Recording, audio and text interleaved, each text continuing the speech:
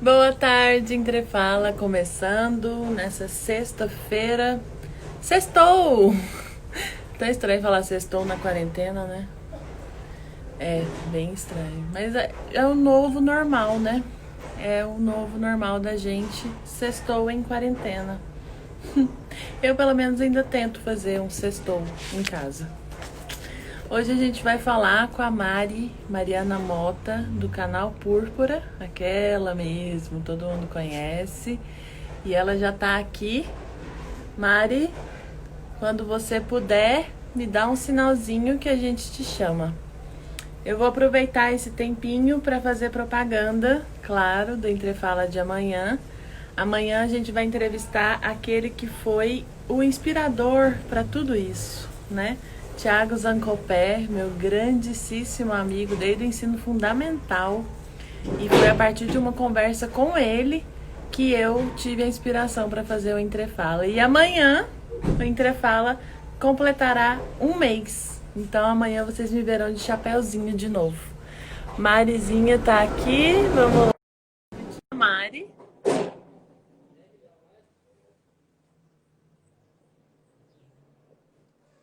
Oi, Mari, tudo Olá! bem? Tô Tudo colocando bem? aqui tudo jóia, só botar. Tá me ouvindo direitinho? Tô, tá tudo ótimo. Tô com o fone aqui Mari! plena. Ai, amiga, que saudade de você. Quanto tempo que a gente não se encontra, né? Sim, muito tempo. Olha, gente, eu queria contar que foi mágico a forma como eu e a Mari nos conhecemos e nos apegamos uma à outra de uma maneira tão única. E a gente é daquele jeito que eu coloquei na descrição mesmo. A gente manda áudio de 15 minutos uma para outra. Então, hoje a gente vai ter que se controlar, amiga. Verdade, duas pessoas com gêmeos no mapa, né, amiga? A gente fala bastante. Bom, gente, eu vou apresentar para vocês. Essa é a Mariana Mota, mais conhecida como Mari Púrpura, do canal Púrpura. Ela é jornalista, comentarista política, ela é youtuber e ela também, é um dado que talvez poucas pessoas saibam, mas ela também é formada em arquitetura. Então, como é comum no Entrefala, Mari, você já assistiu algumas vezes, eu vou te pedir para você se apresentar, porque a gente fala melhor de nós mesmas. E aí eu já aproveito para te fazer uma primeira pergunta de como surgiu a ideia de fazer o canal Púrpura, que é esse sucesso todo, como é que você teve essa ideia? E fala um pouquinho disso também para a gente. Se apresente, por favor. Bom, em primeiro lugar, eu quero dizer que é um grande prazer estar aqui, né? Muito obrigada pelo convite, pelo carinho. Mari, foi realmente muito especial a maneira como a gente se conheceu e desde então a gente vive trocando ideias, embora a gente não consiga se encontrar presencialmente sempre, né? Você está sempre no meu coração. E Mari, eu queria aproveitar então o espaço para explicar mesmo essa ideia do canal. Eu fiz primeiro arquitetura, depois que eu me formei, eu fiz a faculdade de design de moda e me formei em design de moda em 2015. Para muita gente, essas faculdades não estão relacionadas à política, né? As pessoas pensam um pouco mais na parte estética. Mas a arquitetura é uma faculdade que politiza bastante as pessoas, né? Muita gente acaba, invariavelmente, precisando se dar conta de como se lida com a questão do direito à cidade, né? A setorização dos espaços, os acessos ao espaço público, e com isso você vai se politizando um pouco mais, né? Enfim, alguns programas de inclusão que fizeram com que muitos alunos tivessem acesso à universidade pública na época que eu entrei, também foram importantes porque os alunos convivendo com realidades diferentes dentro da sala de aula puderam abrir sua mente e sair um pouco daquela bolha elitizada, né, a qual ficava restrito o ensino superior até alguns tempos atrás no Brasil. E eu sempre, por conta da faculdade, principalmente a de arquitetura, eu escrevia bastante, porque eu ficava muito encolerizada com questões que eu percebia na cidade de São Paulo, né? Antes da eleição, por exemplo, do Haddad, que foi prefeito aqui, que foi uma gestão um pouco diferente daquelas com as quais a gente estava acostumado, eu enfrentava diversos problemas, e isso que eu não morava na região periférica, mas eu enfrentava problemas com trânsito, e isso me deixava muito irritada, e eu ficava imaginando quem tinha mais problemas ainda por morar mais longe. Comecei a escrever, mostrei os meus escritos para pessoas de confiança que acharam eles um pouquinho maçantes e disseram que seria mais legal se eu fizesse em forma de vídeo. E aí, em 2016, eu comecei a fazer o canal, né? Pegava algum capítulo, alguma página e falava daquilo. E aí parei com a parte escrita, né? Às vezes alguma coluna, mas é muito raro. E fico fazendo o canal Púrpura com cobertura, entrevistas, relatos. E ele tá aqui até hoje, completou 4 anos de idade. E é isso. E algumas performances também, né, Mari? Que Ah, vai dar parte. sim! Na faculdade de moda, aprendi a costurar, costurei um bandeirão de 19 metros e fui lá. Cadê o Queiroz? Maravilhosa. Obrigada. Mari, é um prazer estar conversando com você agora com mais gente olhando. A gente não vai falar sobre as coisas que a gente fala entre nós, obviamente, mas é uma conversa. Então, fique à vontade, estamos todos à vontade também. E o Entrefala é isso, é entre nós. Eu Uhum. queria começar te perguntando, porque agora a gente está estreando uma nova fase do Entrefala. Então, agora eu vou entrevistar pessoas de cada estado para saber como é que está a Covid nesses estados, né? O Entrefala é um projeto de quarentena, então ele vai estar sempre trazendo esse assunto mesmo, sobre a Covid, sobre o coronavírus. Eu queria perguntar uma coisa bem básica, assim, em que bairro ou região de São Paulo que você mora? Porque São Paulo é gigante, né? Tem mais de 11 milhões de habitantes. E se você nasceu nesse mesmo bairro, e como é que está o coronavírus nessa região onde você mora ou onde você nasceu, enfim. Eu moro na região central de São Paulo e eu nasci mais para a Zona Oeste. Morei a minha vida toda lá, a maior parte, né? E há um tempo já que eu moro no centro, tem desde antes de o canal ser lançado. E assim, aqui na região central você percebe uma variação, porque o que que acontece? Eu escutava da janela diversos estabelecimentos abertos, estabelecimentos com música. Inclusive foi nessa época que eu criei a playlist do Canal Púrpura para denunciar atividades não essenciais que continuavam funcionando, obrigando os funcionários a irem trabalhar. E eu percebia que tinha um fluxo no entorno. Aí, quando foi anunciada a necessidade do uso de máscaras e o pedido de isolamento, as pessoas começaram a você começava a perceber que na rua tinha menos gente, você ouvia menos barulho de carro e olhando pela janela. E quando isso é debatido de uma maneira a apontar para um afrouxamento, você percebe mais gente na rua. Assim, só de olhar você vê as pessoas caminhando, domingo como se fosse um dia normal, né? E isso é um pouco assustador. E nessa região aqui, então, é uma região de grande fluxo de pessoas, com muito adensamento, né? Muitos prédios. Mas, assim, você percebe menos circulação do que antes, porém, ainda num nível preocupante. Sim. Você está cumprindo quarentena, que eu sei. Estou. Desde que dia? Desde o dia 13 de março à noite. Nossa, Eu tenho eu tô mais de desde o 60 dia... dias. Que dia Amiga, que eu você tá? queria desde o dia 18 de março. Eu Faz demorei 5 bastante dias tempo. para começar, porque aqui começou um pouquinho depois. Você mora na região central, mas obviamente pela militância, né, e por tudo que você circula na cidade, eu queria te perguntar se você está sabendo, se você tem relatos, se você já foi a algumas regiões periféricas de São Paulo para saber como é que está, tanto em níveis de contágio do coronavírus, como também em níveis de isolamento social, porque a gente sabe que já está caindo bastante esses níveis de isolamento social. Como é que está isso na periferia de São Paulo? Olha, os dados com relação à periferia são assustadores, né? Quem estiver escutando a gente agora que gosta de rap aqui da Zona Sul, da Zona Leste da capital paulista, vai saber que, não coincidentemente, muitos dos bairros que são relatados, né, que são cenário dessas histórias contadas pelos rappers, são aqueles em que os números dispararam, né? Tem muitos bairros da região periférica que tem mais de 100 casos, só numa pequena parte do distrito, né? Até anotei alguns aqui, quem conhece Brasilândia, Freguesia do Ó, Jaraguá, Sapopemba, Cidade de Tiradentes, Itaquera, que é Zona Leste, percebe que realmente os dados estão muito mais... É explícito, se você pegar o mapa da capital, você percebe que no centro tem uma cor, né, mais clarinha de número de casos e vai se intensificando a tonalidade à medida que se afasta do centro. E assim, eu posso dar uma perspectiva como urbanista também, né? Muito se fala sobre o adensamento nas cidades, né? Para o centro ficar mais seguro, a gente tem que adensar, ou seja, colocar mais pessoas morando e não deixar imóveis desocupados. E isso poderia gerar uma dúvida, porque assim, o centro de São Paulo, teoricamente, era para ser o epicentro dos contágios, embora esteja alto em relação a outras cidades, porque muita gente mora aqui.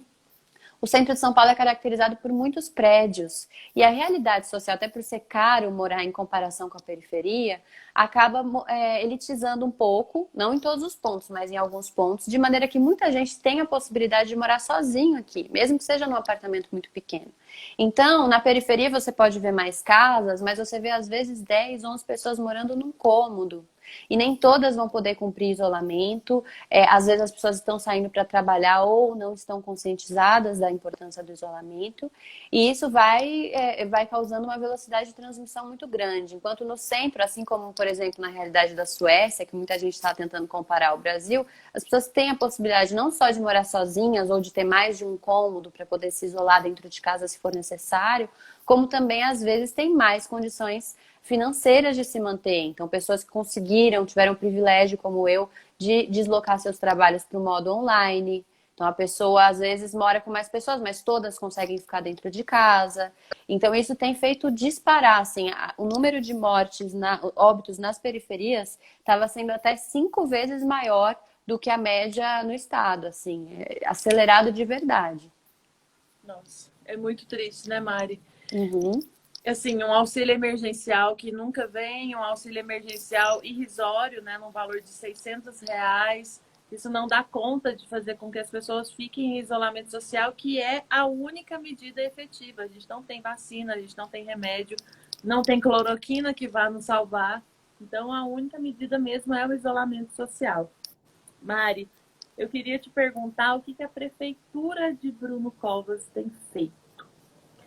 E aí, agora, você pode falar como uma boa geminiana, porque é isso que a gente quer aqui. O que Bruno Covas tem feito? Ele aparece todos os dias nos jornais, a gente vê, mesmo eu morando em Goiás, todo mundo tá vendo ele aparecendo, ele e o Dória, né, e os secretários. Mas o que efetivamente Bruno Covas tem feito aí, principalmente para essa população das periferias? Olha, eu avalio essa gestão como catastrófica nesse sentido, né? Não só no sentido das provisões, de entender as demandas da população, como também no enfrentamento de um estado de calamidade. Então, por exemplo, eu vou começar falando da experiência particular.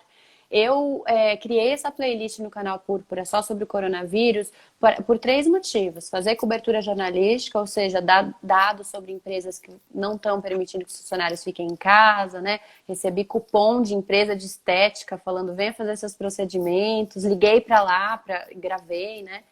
Também os relatos ao redor do mundo e análises barra dicas para as pessoas se cuidarem. E nessa playlist, assim, no dia que eu comecei a fazer essas denúncias, eu pedi para os seguidores mandarem denúncias que eles quisessem pelo direct.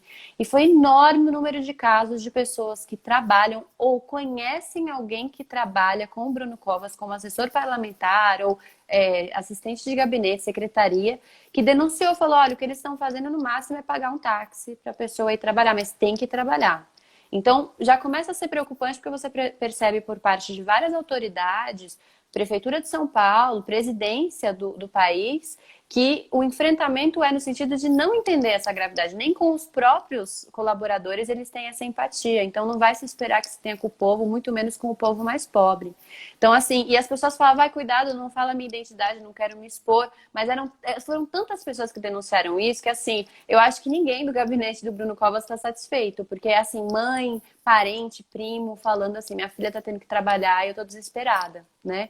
Gente com criança pequena em casa, bebê, e tendo que se arriscar porque é a única fonte de renda. E eles sabendo de toda essa gravidade, né? Aí teve também notícia de que eles iriam talvez sancionar uma lei para projetos culturais nas janelas. Quer dizer, é a última coisa que nesse momento a gente precisa se preocupar quando a gente está pensando em mortes. Depois vem o fato, não era bem assim, eles relativizam falando que era fake news, mas isso mostra uma total, um descompasso dessa análise. Fica parecendo aquela síndrome do império, né? Ai, comam brioches, esse tipo de coisa, assim, não tá percebendo que a população precisa comer e precisa sobreviver, né? E assim, outra questão que eu anotei sobre Covas é muitas pessoas denunciando bancos abrindo, independente de ser feriado e sem as condições necessárias, com janelas fechadas, mesas próximas e as pessoas ali respirando, tossindo uma do lado das outras. Ah, a questão da mobilidade urbana, que aí já é mais a minha área. Um dos relatos que eu postei no canal Púrpura foi o da, por exemplo, na Austrália, eles aumentaram muito a quantidade de transporte público nas ruas. É lógico que tem todo um acompanhamento da questão cultural. As pessoas se conscientizaram cedo sobre o problema, né? Mais próximas ali do foco e ficaram em casa. Mas assim, e também tem sérias críticas à maneira como o governo se posicionou com relação aos imigrantes e ao auxílio a essas pessoas, né? Que no final foram elas que ficaram nas ruas trabalhando com entregas e serviços essenciais. Mas o fato é, os australianos, as entidades australianas fizeram a política de colocar muitos ônibus nas ruas. Você subiu no ônibus, se você precisa mesmo ir trabalhar, já vem outro. Então você não vai ficar próximo do motorista, que não vai ficar próximo da pessoa que está lá no fundo. Aqui em São Paulo, a medida foi oposta. Exatamente porque eles entendem a gestão da sociedade como uma empresa, e toda empresa visa gerar lucro. Tira os ônibus das ruas, admitindo que tem menos gente andando. Então você vai pegar um metrô, um ônibus, você fica ali, assim, a possibilidade de contágio é muito maior. Você vai lotado e volta lotado, né? Com muito menos possibilidade de você conseguir se locomover logo. Então essa qualidade de vida cai muito. Se locomover logo no sentido de que o ônibus não chega nunca, né? Quem mora longe demora horas para chegar no serviço e voltar.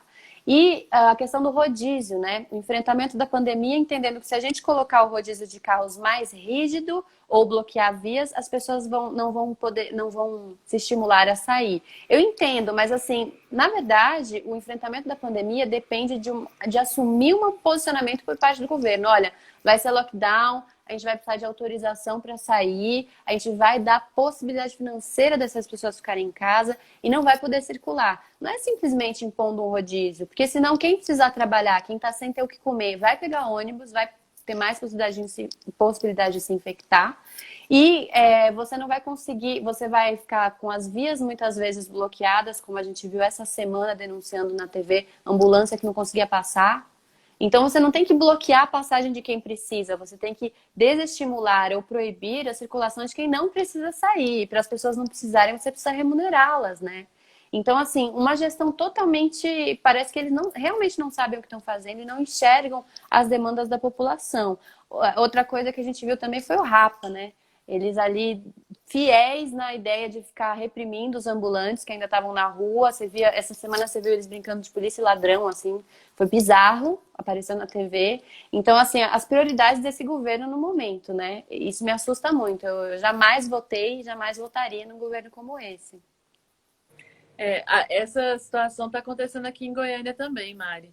É bom a gente ter relatos de outros estados, de outras cidades, porque aqui também a prefeitura reduziu as empresas, na verdade, né? Mas com o aval da prefeitura, reduziram a frota justamente no momento em que tinha que aumentar a frota de ônibus e BRT.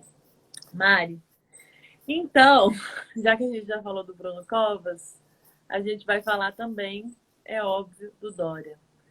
Quais são as políticas do Estado, né? Do Estado de uma maneira geral. Já que a gente está falando de Covid nos estados, a gente vai se ater a muito mais tempo agora para falar do Dória e todas as políticas que estão sendo implementadas pelo governo do Estado para outras cidades, inclusive, né? Não só por São Paulo, capital, mas as cidades do interior.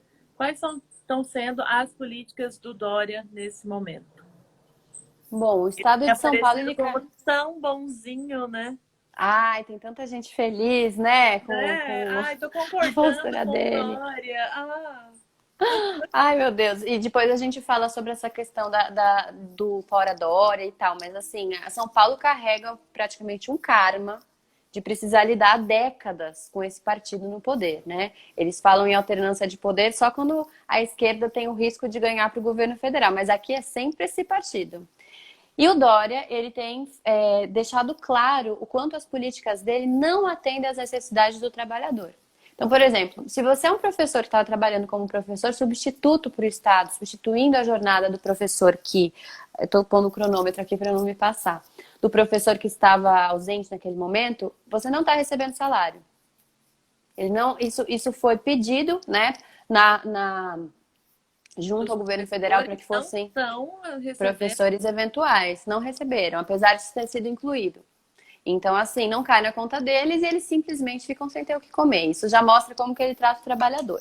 Outra questão relacionada ao Dória é que São Paulo, as pessoas falam muito assim, ah, mas é tudo muito caro, né?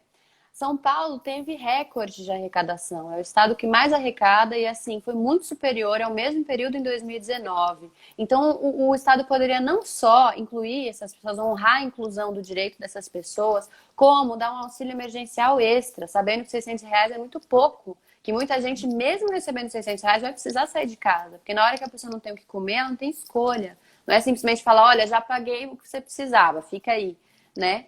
E assim, inclusive o Estado foi liberado de pagar parte da dívida com a União. Então, essa desculpa de que São Paulo não tem dinheiro realmente é muito fora dos dados aos quais a gente tem acesso, né? Nós tivemos, assim, aqui contamos com um alto índice de subnotificação. Após a disparada dos casos, há relatos e alguns estudos que mostram que esse índice caiu um pouco, mas não significa que ele não exista mais. Por armazenamento errado, foram jogados, sei lá, acho que mais de mil testes fora, que não foram utilizados, né? O Dória alegava que a subnotificação não estava acontecendo porque não havia fila de teste. Todo mundo que precisava foi testado. Mas muitos testes foram jogados no lixo, existe desperdício, denúncias à exaustão de pessoas que estão trabalhando por menos de R$ 2.000 por mês, profissionais da saúde, com estafa, assim, sem nenhum tipo, nem com horário para parar para ir no banheiro e comer. A situação está degradante, assim, para todos eles, né? Passando necessidade mesmo e tendo que trabalhar de maneira exaustiva. Ele poderia, muito antes, ter organizado um programa de combate à fome. Isso não foi feito. Milhares de pessoas passando necessidade sem o auxílio emergencial ou com atraso no pagamento. Tem a questão também do hospital da USP, né? Muita gente tem lutado pela questão da fila única, porque em hospitais particulares, alguns leitos estavam vazios e as pessoas que estavam no SUS estavam morrendo porque não podem pagar por esses hospitais. Então, que sentido tem ficar leito vazio no meio de uma pandemia? Mesma coisa, casa vazia quando tem gente sem ter onde morar aqui em São Paulo, né?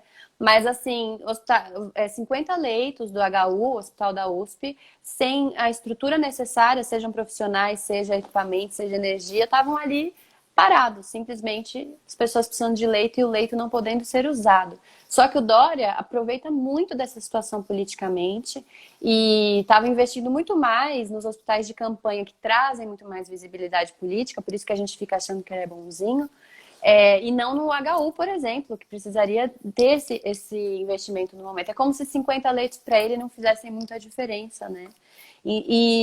Bom, foram essas coisas que eu anotei, a subnotificação. E eu acredito que, assim, eles tentam muitas vezes dar desculpas relacionadas à falta de possibilidades, como se São Paulo não tivesse dinheiro, né? Qualquer pessoa que esteja me ouvindo sabe que a última coisa que você pode alegar sobre o nosso estado é falta de dinheiro. E crédito, uma coisa que poderia também ser feita é crédito a microempresários, né? Nesse momento que é necessário. E aí eu finalizo a minha crítica da parte de estrutura, né? Que depois a gente pode falar também da parte política, dizendo que, assim, ele que é o cara que o gestor, que se diz gestor e representa o empresariado, assim como o Bruno Covas fala sobre a questão do mercado de consumo, se você não dá condições para as pessoas consumirem, não só é uma política completamente desumana, atroz, como também é uma política economicamente burra. Porque você não vai dar essa condição para a pessoa, ela não vai consumir, as empresas vão quebrar e você vai dar desculpa de que as empresas quebraram porque as pessoas não foram trabalhar. Quando, no fundo, se você obriga o lockdown e remunera as pessoas para que fiquem em casa, é quase como se você estivesse pagando para elas não saírem, elas continuam consumindo, saindo o mínimo, ou pedindo pela internet, ou pagando por serviços que elas não vão precisar cancelar. E assim você ainda movimenta a economia. Então, tem de existir também uma consciência. É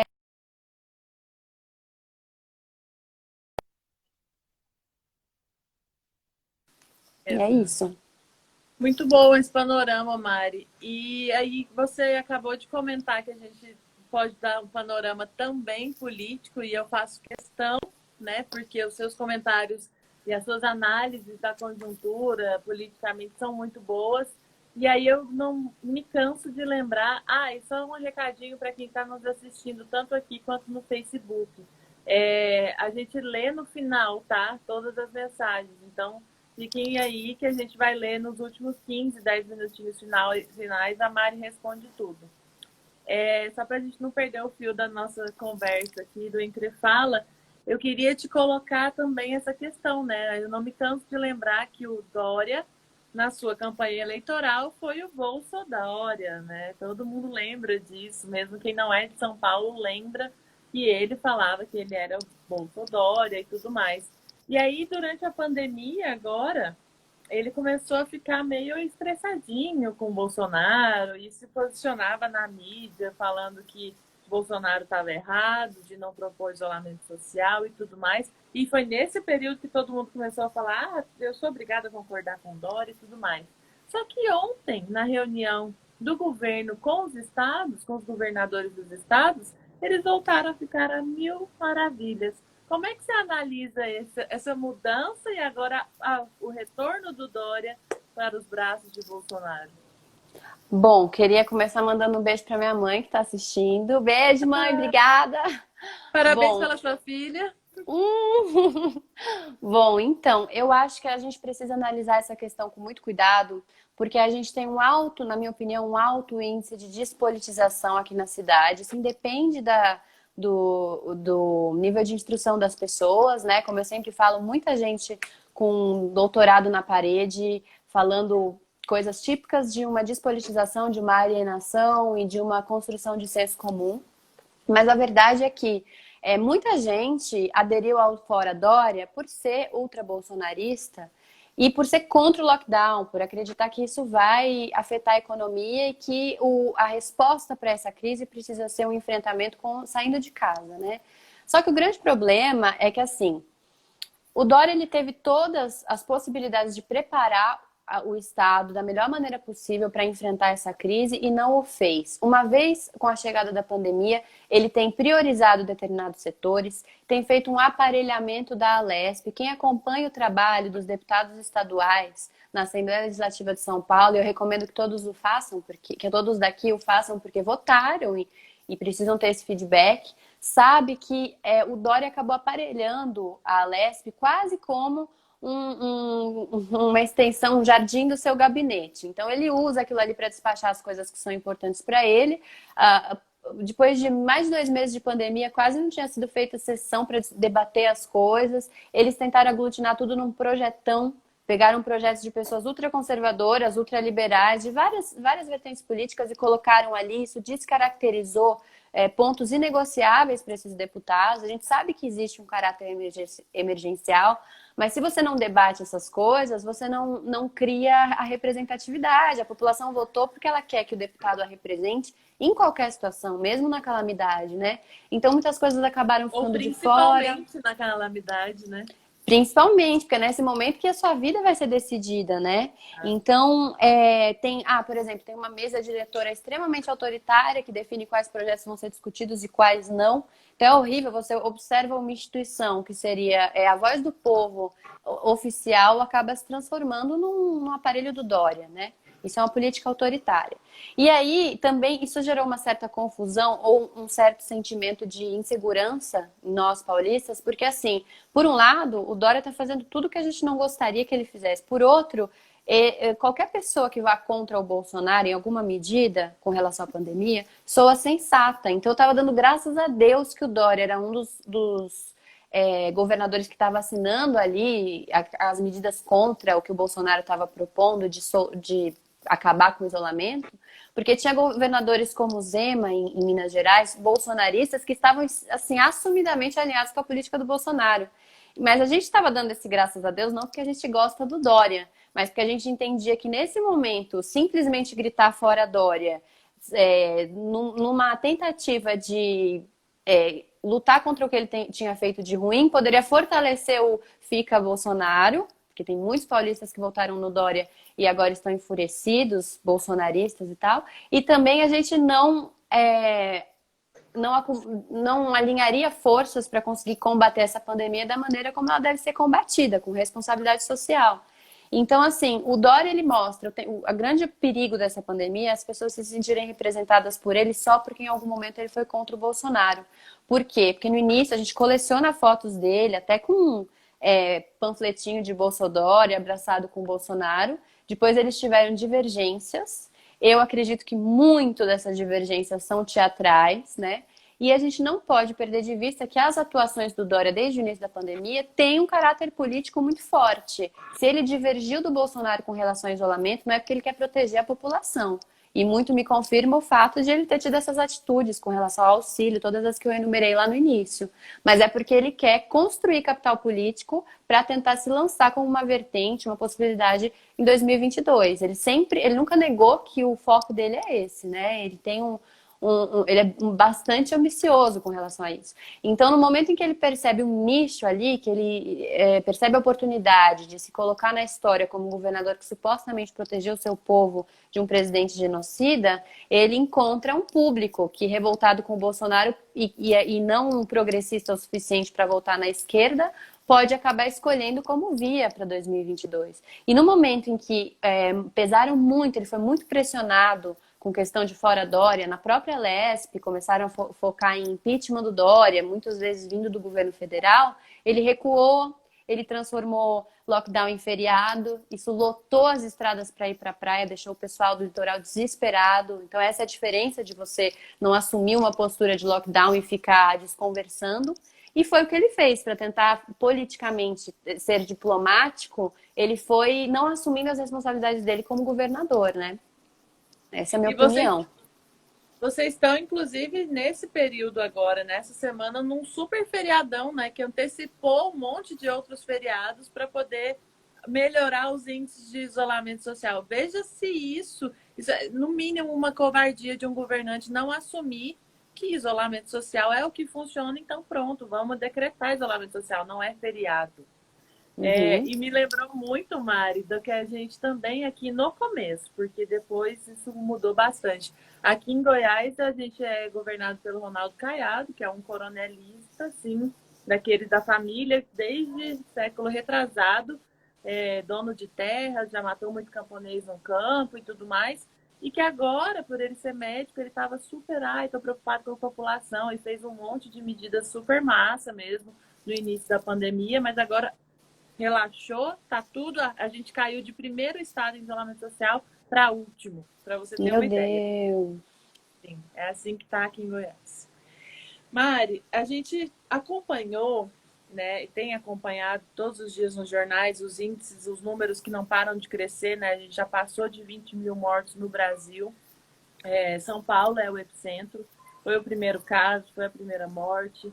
E a gente ficou muito chocado, não só no Brasil, mas no mundo inteiro, com aquela foto que saiu em diversos jornais do mundo e daqui também, de valas sendo abertas em vários cemitérios, né? E aí as pessoas sendo enterradas, assim, de uma maneira muito cruel, sem poder ver a família e tudo que acontece quando a pessoa é contagiada e acaba morrendo pelo coronavírus. Eu queria saber de você se você, enfim, já teve a oportunidade de passar perto de algum cemitério, se viu alguma coisa desse tipo, como é que tá isso? Porque é assustador aquela foto que saiu na capa do Le Monde, né? Inclusive, das mortes, né? Que são muitas, em São Paulo é muito mais. Eu estava acompanhando ontem, me parece que já são mais de 5 mil mortes aí, é isso? Você tem esses dados atualizados para Sim, gente? tenho sim. No estado de São Paulo, 5.363.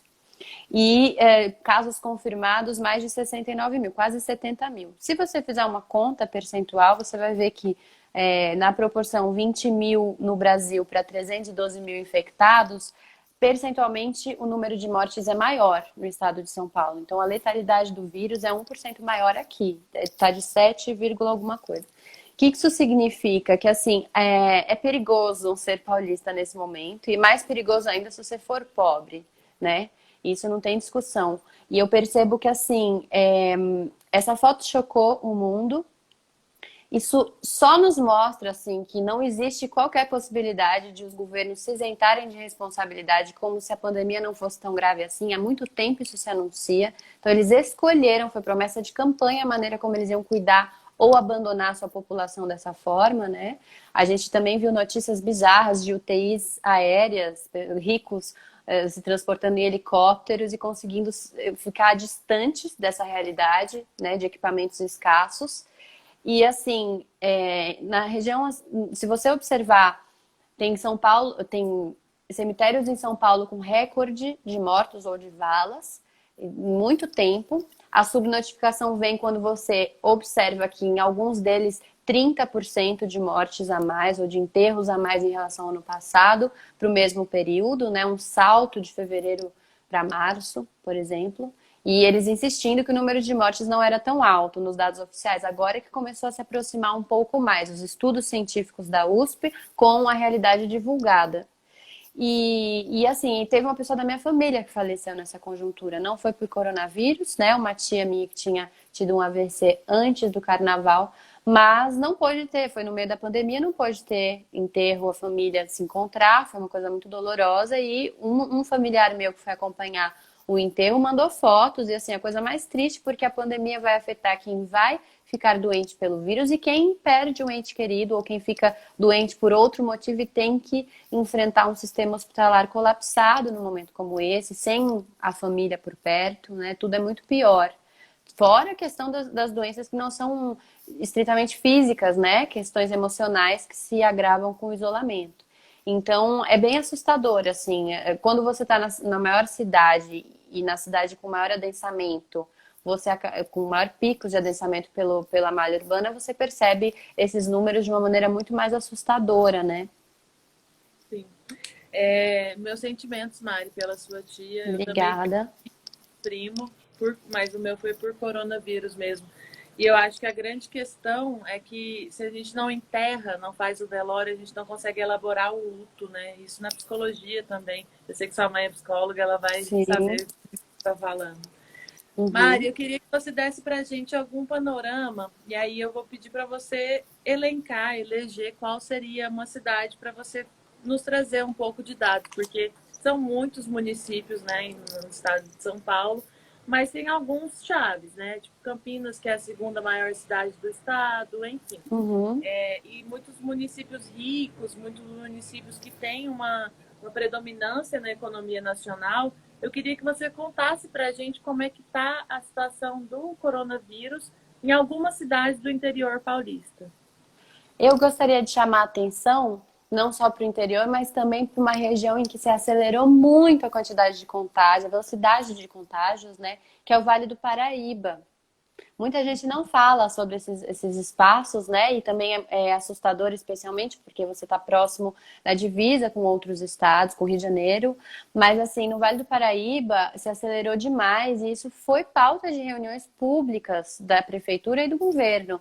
E aí o posicionamento, desculpa que eles davam, é de que primeiro foi atingido, o vírus atingiu São Paulo, capital, e com o fluxo de pessoas, isso foi indo para o interior. Então você percebe que é contraditório na base, porque a pessoa que fala que a culpa foi da movimentação é aquela que está ligada ao partido que decreta feriado em vez de lockdown. E o feriado, assim, pode parecer que não, mas o feriado, ele é um convite às pessoas a entenderem a quarentena como férias, como pode fazer o que quiser. Ah, é feriado, não preciso trabalhar. Infelizmente, né? Então você tem esse duplo problema, você dá essa impressão para as pessoas e você não assume o posicionamento de que precisa ficar em casa. Então se acelerou demais, a velocidade de contágio no Vale do Paraíba estava superior à da capital até um determinado ponto, mais do que Campinas e Santos, que são, assim como você falou, do nível populacional de Campinas, e Santos também é uma cidade que, se você observar lives, por exemplo, do Quioro, que mora lá, ele falando que olhando pela janela você vê que as pessoas estão agindo como se fosse um dia normal, o pessoal indo pra rua, postando foto na praia, normalmente. E o litoral paulista também, na praia. Ou caminhando, eu vi muita gente postando que foi andar de skate. Eu entendo, tem uma cultura local de esportes, mas assim, eu sempre falo isso no canal, né? No momento em que você abre uma exceção, num movimento que para você parece ser seguro, e talvez até seja na cidade ou no local onde você mora, a pessoa que está assistindo isso vai interpretar da forma que ela quiser. Ah, então eu também vou. Ah, então pode, né? E aí às vezes o problema não é nem você entrar no mar sozinho, o problema é o percurso que você faz até chegar lá, é a quantidade de pessoas que você encontra, ou o elevador, enfim. Então as pessoas não olham por esse lado, né? Elas só pensam assim, ah, fui surfar.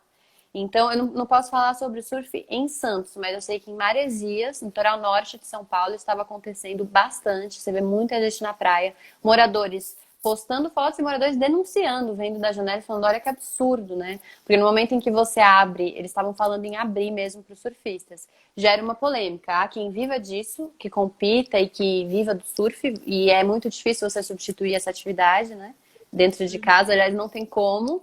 Mas, aliás, Como é que vai surfar em casa? eu vi uma pessoa bilionária que tem uma piscina de ondas na mansão. Esse vídeo eu vi, ela surfava ali, mas assim, isso é o único caso. Mas assim, e aí as pessoas que vão por uma questão de trabalho acabam abrindo precedente para quem vai se encontrar e quem vai gerar aglomeração. Então eu acho que assim, a gente precisa olhar para o interior, mas o que estava me causando mais preocupação era o litoral, porque é o local onde muita gente vai se refugiar e entender que é melhor passar a quarentena lá. E a velocidade de contágio e responsabilidade estava enorme. Exato. Gente, eu vou fazer minha última pergunta para a Mari, e aí quem quiser mandar perguntas, manda aqui embaixo, tanto no Face quanto no Instagram. Mari, a gente não poderia encerrar esse Entrefala, essa live de duas feministas, de feminista para feminista, que foi o que nos uniu e é o que mantém a nossa grande amizade, sem comentar sobre os tristes índices de aumento de violência contra as mulheres durante o período de isolamento social. Isso porque muitas das mulheres estão em casa com seus próprios algozes, né? Elas estão lá em isolamento social com os seus maridos, seus companheiros, que são quem batem, quem agride, quem faz violência psicológica também. E violência patrimonial, muitas vezes, né? Eu participei de um debate esses dias com uma defensora pública e ela dizia que as mulheres, que muitos homens estão pegando o auxílio emergencial de direito da mulher, porque foi aprovado os 1.200 para mulheres chefe de família, os homens estão usando o CPF da mulher para pegar o auxílio em dobro. Eu queria que você comentasse, aqui em Goiás a situação é triste, é terrível, eu queria que você comentasse como é que está essa situação em São Paulo, esses índices de violência contra a mulher durante a quarentena. Bom, a gente teve muitos estudos falando sobre isso a partir de um certo ponto, porque inicialmente, no desespero, as pessoas começam a debater como é que elas vão comer. E a partir desse momento em que se fala de auxílio emergencial, elas começam a entender quais os recortes da pandemia. Recorte de gênero, recorte de classe, recorte de cor. Então eu vi, por exemplo, uma charge que eu achei bem representativa que mostrava duas pessoas em situação de rua conversando. E aí, já baixou o aplicativo da Caixa? Então, assim, a pessoa não tem um teto para dormir, não tem um cobertor e como que ela vai solicitar esse auxílio? Às vezes ela não tem documento nenhum. São pessoas que realmente são excluídas da sociedade. E as que conseguem e têm a sorte de ser aprovado vão enfrentar filas enormes assim, muito tempo para receber. Enquanto isso, como elas vão se sustentar, ninguém sabe, né? E aí, no caso, eu percebo que, assim, não se pode excluir o recorte de cor, né? E movimentos como a Uniafro têm lidado com isso de maneira exemplar, indo mesmo para as periferias e fazendo esse trabalho que o Estado que abandona parte da população deveria fazer desde o início. E mostrando que Estado mínimo só serve para quem tem todos os direitos garantidos, né? E muito dinheiro na conta. Mas, assim, no caso das mulheres, eu acho que é uma triste realidade.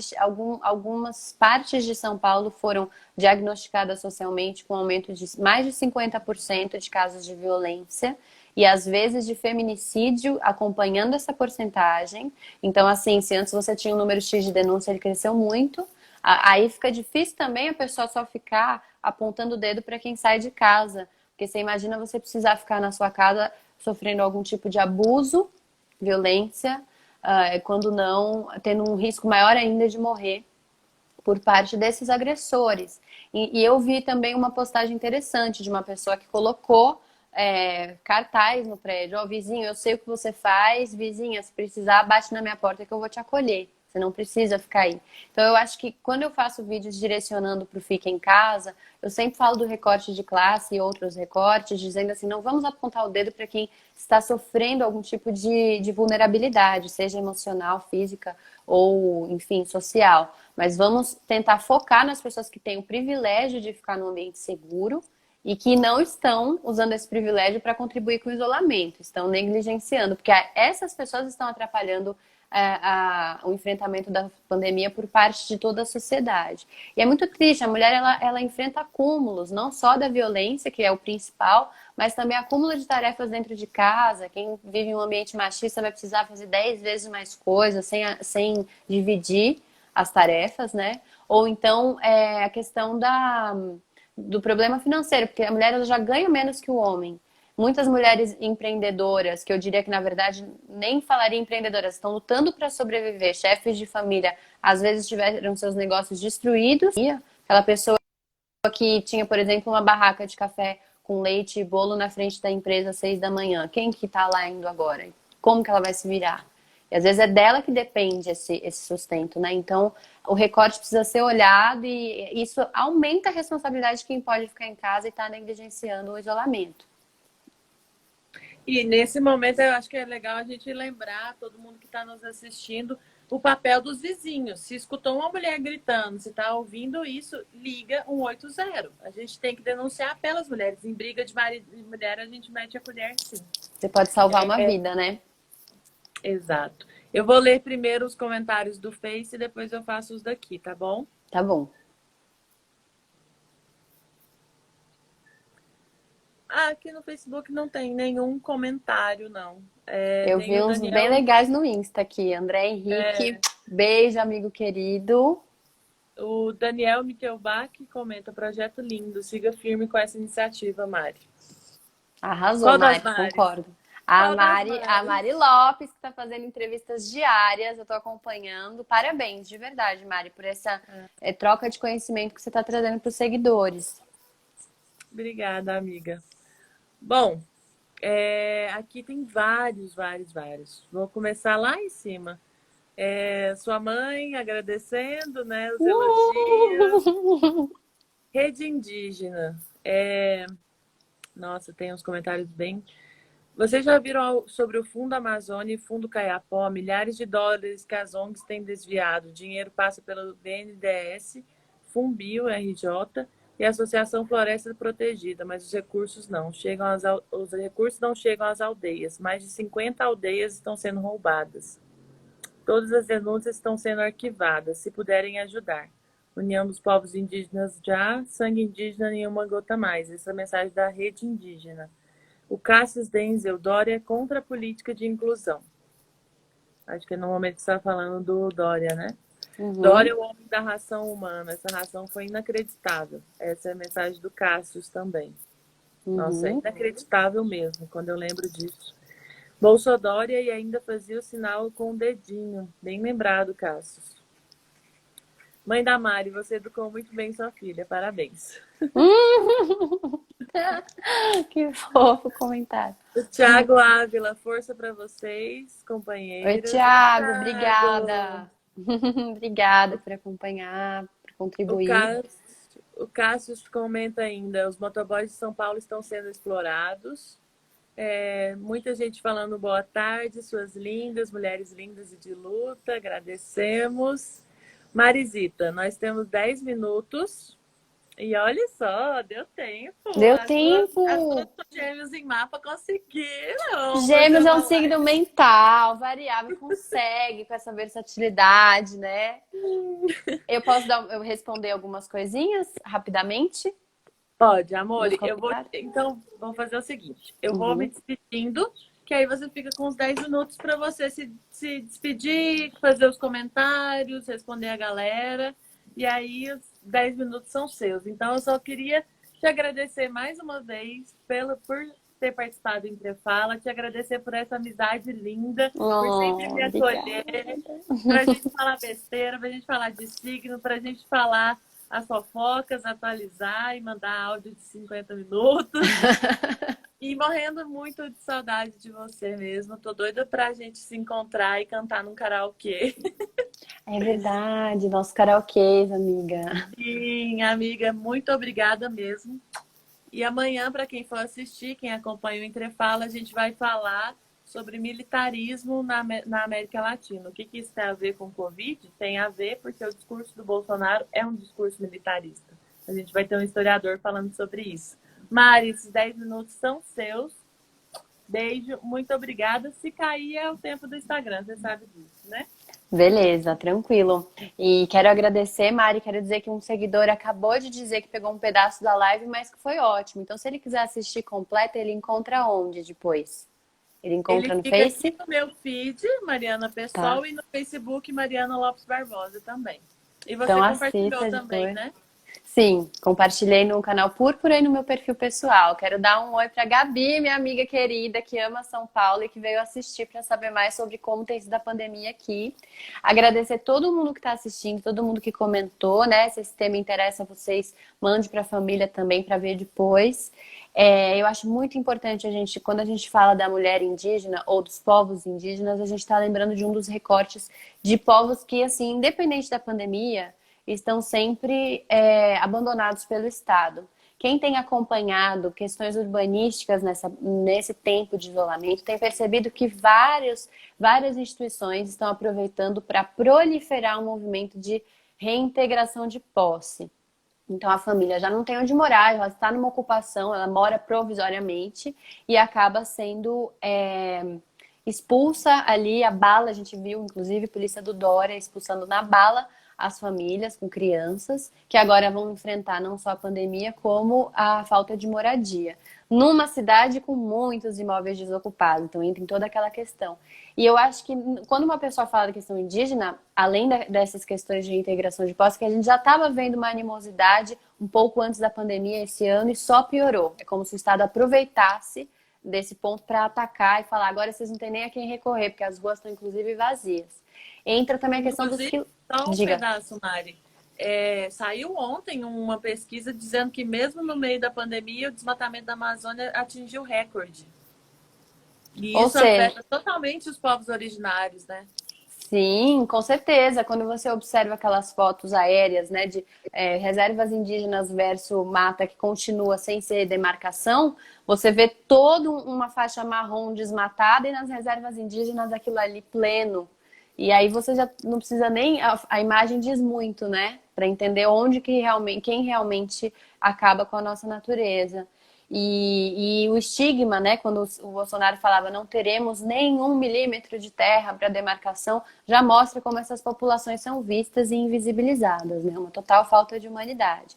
E isso também chama atenção para os quilombos, né, a Uniafro, que é uma instituição que eu citei, que eu admiro muito, o Douglas Belchior faz um trabalho incrível, participando, divulgando, trazendo essas informações, quem realmente são as instituições que realmente estão presentes e levantam a atenção para a questão dos quilombos, muito abandonados nesses momentos, né? É como se essas pessoas, exatamente por eles não enxergarem como importantes, como mercado consumidor, não valessem nada. As pessoas são números, né? Percebi também a galera que eu dei oi, que eu agradeci, André, Gabi, Thiago.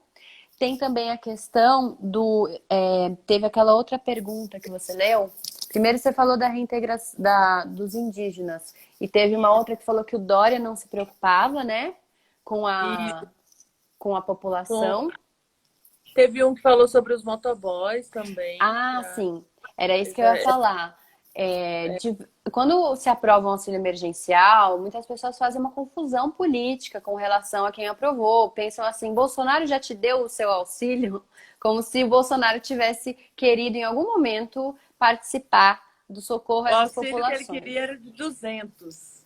Inicialmente se falou em não ter, aí com a pressão 200, e aí foi aprovado de 600, ainda assim com milhares de pessoas sem conseguir, né? Uma falta de estrutura total. Se a gente observar quanto está sendo pago em outros países, assim, mesmo que o dólar estivesse valendo R$ 1, você não teria, nem chegaria perto que o brasileiro tá tendo nesse momento para ser socorrido. E aí, muitas pessoas que ficaram de fora desse auxílio para elas essa política é inexistente. Motoristas de aplicativo, taxistas, professores de educação física, pessoal da cultura, né? Motoristas de van que leva seu filho para a escola, o cara não tem como sobreviver e não tem como substituir esse trabalho na pandemia e fazer à distância, né? Então o aluno está tendo ensino à distância, quem tem estrutura para isso, e o motorista está abandonado. Então, assim, todo mundo que não foi, ou o professor eventual que eu falei, do Dória, que não está pagando, então todo mundo que está fora desse auxílio está excluído da sociedade nesse momento. E também, consequentemente, do mercado consumidor. E aí eles vêm falar que a culpa foi que a pessoa não foi trabalhar e se expor ao risco de morrer. E não que a pessoa, se tivesse recebido esse auxílio, continuaria consumindo pelo menos o mínimo, né? Isso amenizaria diversos impactos. E aí, assim, nesse momento você percebe que são as ações solidárias que tomam conta mesmo dessa questão. E eu quero, assim, levantar essa reflexão para todo mundo que está ouvindo, né? Que muito tem se falado sobre a questão do Estado forte.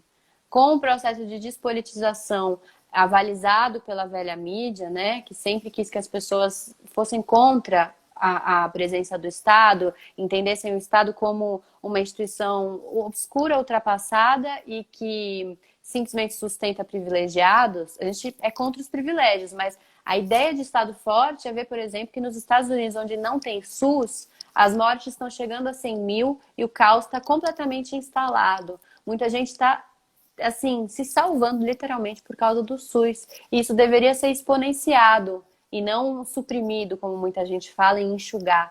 Né? As pessoas colocam no mesmo pacote aquelas pessoas que parasitam o povo brasileiro, como, por exemplo, pensões de direito adquirido de filha de militar que fala que não se casou e recebe um valor absurdo. E coloca no mesmo pacote, por exemplo, um auxílio que vai tirar uma população da miséria, refletir na criminalidade naquela região enfim, diversos recortes e inclusão social. Então, eu acho que o mais importante quando a gente fala em São Paulo é isso. Dizem que São Paulo é a cidade mais rica e mais pobre ao mesmo tempo do Brasil, né? E isso é muito representativo, porque a desigualdade, ela impacta na letalidade do vírus nesse momento. E quero agradecer imensamente, Mari, por você ter confiado em mim para falar de um tema tão importante, né? De um estado que está enfrentando muitos contrastes e com muitos acontecimentos, assim, mudando o tempo todo. E dizer que o seu trabalho é essencial. Parabéns, assim, eu tô aprendendo muito. Cada dia um tema diferente, gente que tá fora do Brasil, gente que tem uma outra religião, uma outra cultura que vem trazer para todo mundo que tá assistindo. E todo mundo que puder, compartilhe o trabalho da Mari. Continue nessa força que estamos juntas. É isso aí. Obrigada, Mari. Nossa, receber elogio de você. Mas Tudo olha, bom, querida? não tinha ninguém melhor para falar sobre São Paulo do que você. Eu tenho muitos amigos aí, eu vou sempre aí, mas eu tinha certeza que você ia trazer todos esses dados atualizados e falando maravilhosamente bem como você fez. Obrigada, Obrigada, amiga. amiga. Oh, E a gente segue amo você, conversando no viu? WhatsApp agora. É isso aí. Gente, obrigada a todo mundo que assistiu e quem quiser acompanhar amanhã é de novo às 3 da tarde, falando sobre militarismo na América Latina. No domingo a gente continua a série Covid nos estados, falando sobre Rio de Janeiro. Beijo, Mari! Beijo, obrigada, galera. Tchau, tchau.